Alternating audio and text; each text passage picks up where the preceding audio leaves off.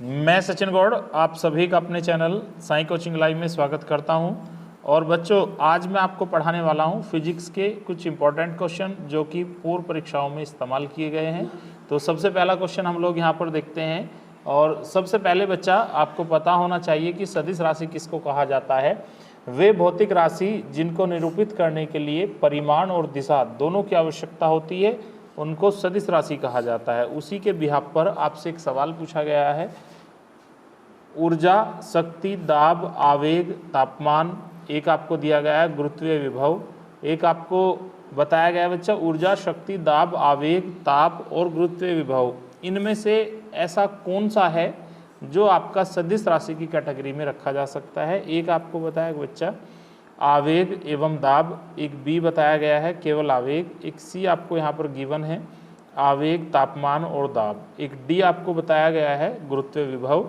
तो बच्चों यहाँ पर हम लोगों को केवल ये बताना है कि निम्नलिखित में से कौन सा सदिश राशि है। तो सदिश राशि जिसको दिशा की आवश्यकता होगी तो उसके अकॉर्डिंग हम लोग देख लेते हैं। बच्चा ए आपका गलत है, सी भी आपका गलत है, डी भी आपका गलत है, बी यहाँ पर पूर्ण रूप से क्या हो जाता है, सही हो जाता है। चलिए अब हम लोग बढ़ लेते हैं नेक्स्ट क्वेश्चन की तरफ।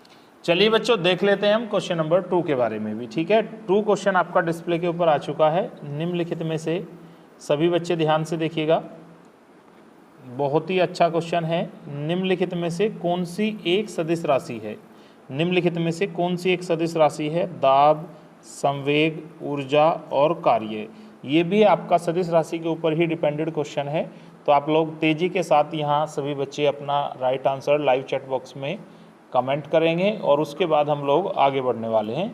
निम्नलिखित में से कौन सी एक सदिश राशि है, तेजी के साथ सभी बच्चे अपने आंसर सबमिट कीजिएगा।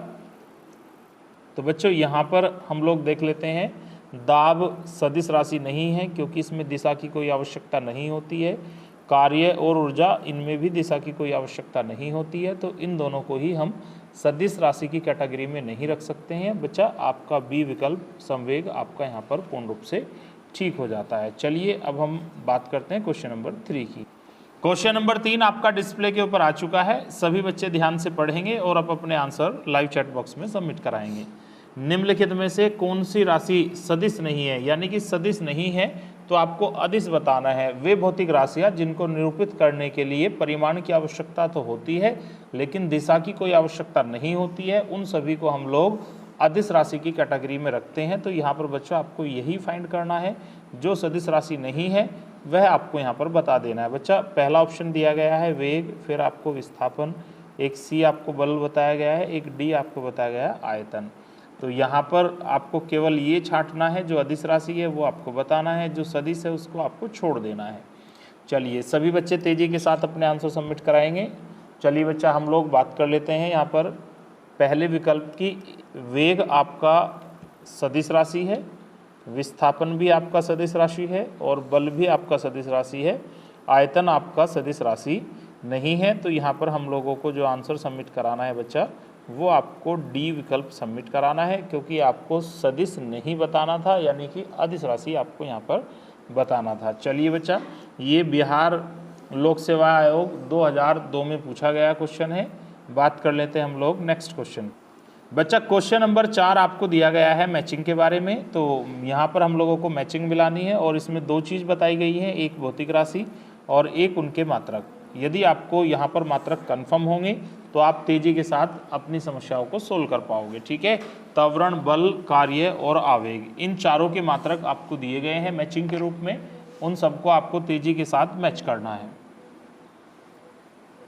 चलिए बच्चा तेज़ी के साथ आप लोग मैचिंग कीजिएगा यहाँ पर, और मैं फिर आपको डायरेक्ट इसको सोल्व ही कराऊंगा। आपको जो टाइम दिया गया है 4 से 5 सेकंड का, उसमें आप लोगों को करना क्या है, तेज़ी के साथ अपने आंसर सबमिट कराने हैं। चलिए बच्चा तेज़ी के साथ।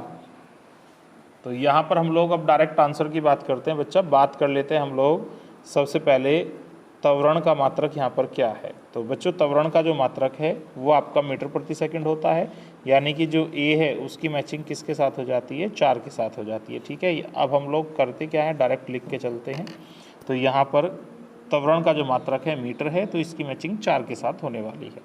चलिए बल और बल के मात्रक की अगर हम बात करें तो बल का मात्रक न्यूटन और डाइन होता है, तो इसलिए यहाँ पर जो बी है, बी की मैचिंग आपकी 3 आ जाती है। ठीक है, आगे बढ़िएगा।